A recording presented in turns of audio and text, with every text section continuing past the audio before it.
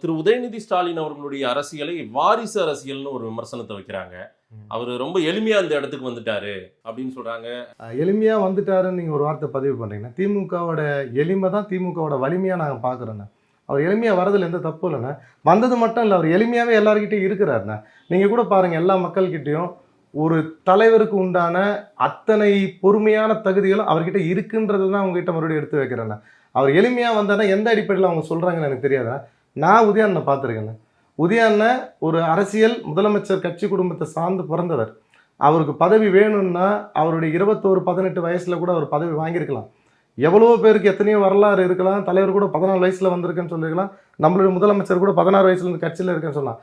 உதயண்ணன் சொன்ன வார்த்தை என்னன்னா, பிறக்கும் போதே திமுக காரன் தான், நான் பிறக்கும் போதே திமுக காரன் தான். வரலாறு அங்கே உருவாக்குறாங்கண்ணே. அவர் எளிமையான முறை அப்படின்றது ரொம்ப தப்பான ஒரு விஷயம்.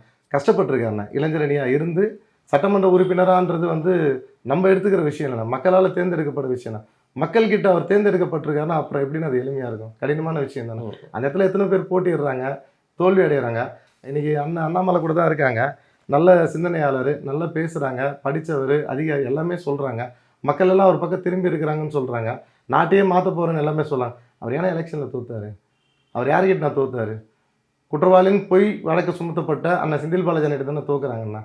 ஏன் இவர் அதை இது பண்ண முடியல?